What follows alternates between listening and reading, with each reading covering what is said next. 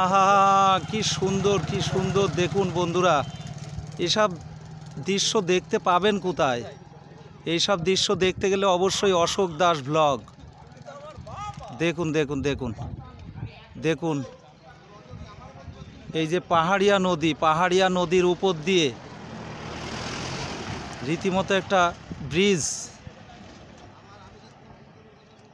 আমরা অযোধ্যা পাহাড়ে গিয়ে এই যে 4-5 দিন কাটিয়ে আসলাম, আসার পথে দেখেই সুন্দর দারুণ একটি নদী, পাহাড়িয়া নদী। এই যে নদীর মধ্যে দেখুন, এই যে বালি পাথর, একটা অপূর্ব দৃশ্য। এইসব দেখতে গেলে অবশ্যই আপনাদের আসতে হবে পুরুলিয়া, অযোধ্যা পাহাড়। এই সমস্ত সাইট সিন দেখুন, কি দারুণ। পাহাড়ের যে ঝর্ণার জল এইভাবে এসে নামে এই নদীতে। তো এখন নদী প্রায় শুকিয়ে আছে। এই যে বড় বড় পাথরের চাই রয়েছে। তো আমরা অবশ্যই আমাদের সবাই মিলে আমরা এই নদীর দিকেই নামবো। পাহাড়িয়া নদী, অবশ্যই পাহাড়িয়া নদী। বড় বড় পাথরের চাই রয়েছে। এই যে আমাদের ছেলেগুলো, অপূর্ব ভালো লাগা দৃশ্য একদম। Hi friend. তো দেখুন বন্ধুরা,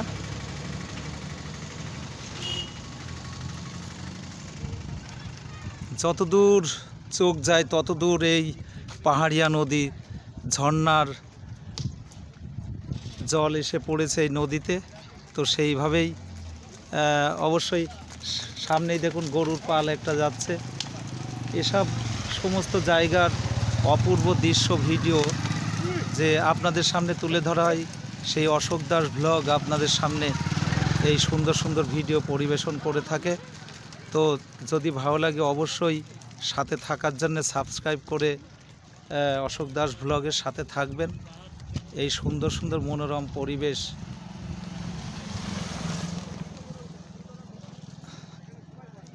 এখান থেকে দীঘা যাওয়ার রোড এটা।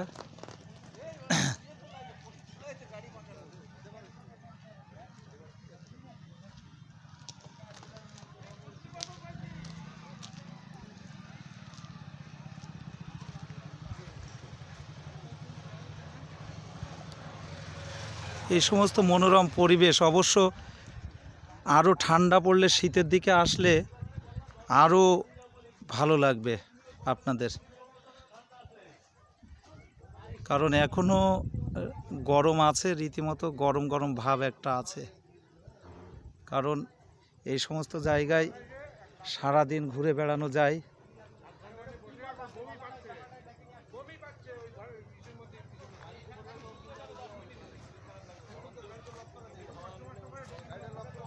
আমি এই ব্রিজের নিচের দিকটা দেখাবো, আপনাদের সামনে তুলে ধরবো।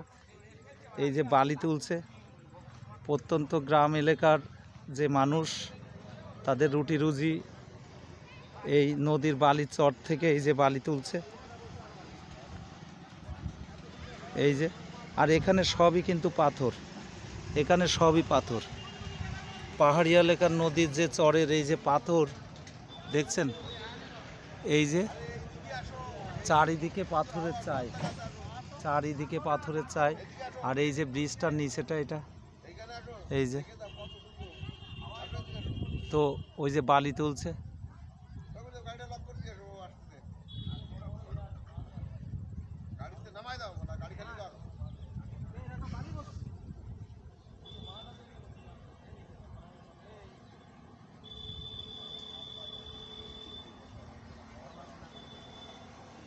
কেমন লাগছে বলুন বন্ধুরা? যত দূর চোখ যায় তত দূর ঠিক এই পাহাড়িয়া নদী। অবশ্যই আমরা যে ঝর্ণা দেখেছি, ওই ঝর্ণার জলগুলো ঠিক এই নদীর মাধ্যমে আস্তে আস্তে সরে যাচ্ছে। তো সাথে থাকুন।